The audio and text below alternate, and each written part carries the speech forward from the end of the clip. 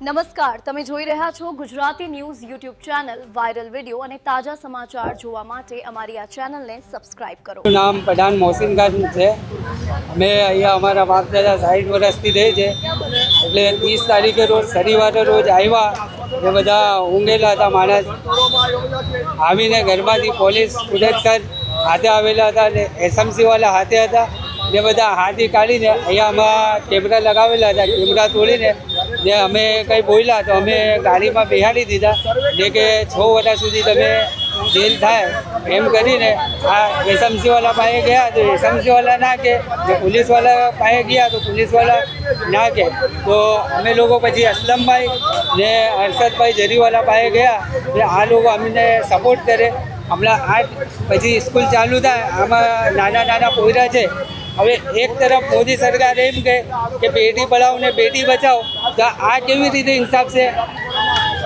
આ ભાજપ સરકાર શું કરવા બેહેલા છે?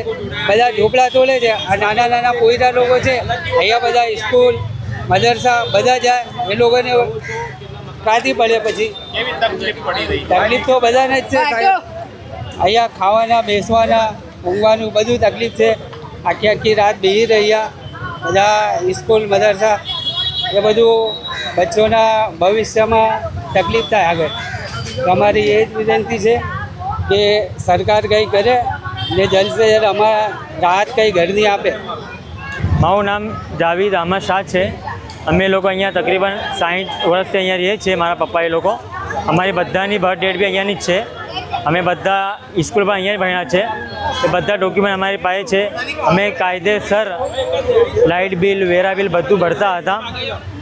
30 તારીખે શનિવારના રોજ સવારમાં 8 સાડા 8 વાગ્યે ઈદના બીજા દિવસે સવારમાં આખી મહાનગરપાલિકાની આખી ટીમ આવી એસએમસીની. એમાં પોલીસવાળા પણ હાજર હતા, એસઓજી ટીમ હાજર હતી. એ બધા લોકો અહીંયા 100-150 લોકો જેવા અહીંયા હતા. અમારી કોઈ સુનવાઈ કરવામાં આવ્યું નહીં. અમે ડાયરેક્ટ ધમકાવ્યા કે તમે કશું કહેશો તો તમે 6 મહિના જેલમાં નાખી દઈશ. એમાં અમારા મોહલ્લાના આગેવાન પણ હતા, જે પહેલાં બીજેપીના કાર્યકર્તા હતા. એનું નામ જાકીર શાહ છે. એ પણ હતા. એ પણ લોકોને ખાલી કરવા માટે આગળ આવેલા હતા. એ લોકો અમને તમારા સામે છે. જો બધા રોડ પર રહે છે, સોવાનું તકલીફ પડે, ખાવાની તકલીફ પડે. હમણાં સ્કૂલ ચાલુ થઈ જશે, બધા બચ્ચાઓના સામાન બધા અંદર દબાઈ ગયા છે. અમે ક્યાં જઈએ? બતાવો તમે. અમને તો ભાઈ ઇન્સાફ જોઈએ. ઘેરના બદલે ઘેર આપી દો. અમને કશું નહીં જોઈએ. ડિમોલેશન બાબતે શું કહેવું છે? કઈ રીતની રજૂઆત છે? તમને કઈ વાત મળી છે? કમિશનરનું શું કહેવું છે? કમિશનરશ્રીનું કહેવું છે કે આપણે કોઈ એમાં કામગીરી કરી નથી. ડિમોલેશન આપણે કર્યું નથી. ડિમોલેશનની કાર્યવાહી પણ આપણે કરી નથી. આ લાઇન દોરીમાં રસ્તો હતો, એની માપણી માટે કોર્પોરેશનના કર્મચારીઓ ગયા હતા. એ લાઇન દોરીનો અમલ કરવા માટે માપ કેટલું આવે છે, માપ માટે અમલગીરી કરાવી કોર્પોરેશને નથી. કેટલી ગંભીર બાબત પોલીસની હાજરીમાં લોકોને ઘર વિહોણા કરવા? ગંભીર બાબત છે. આ મારી જાણમાં આવ્યું, મીડિયા દ્વારા જાણમાં આવ્યું છે. એટલે જ મેં આજે મ્યુનિસિપલ કમિશનર પાસે મેં માહિતી માંગી છે. મ્યુનિસિપાલિટી કમિશનર તરફથી કહેવામાં આવ્યું છે કે અમે કોઈ કામગીરી આ કરી નથી. એટલે હવે બાકી કોણે કરી છે તો એ પોલીસ દેખે તો હું પોલીસને પણ પૂછીશ. તો સાહેબ કઈ રીતે રજૂ થવું જોઈએ કામગીરી?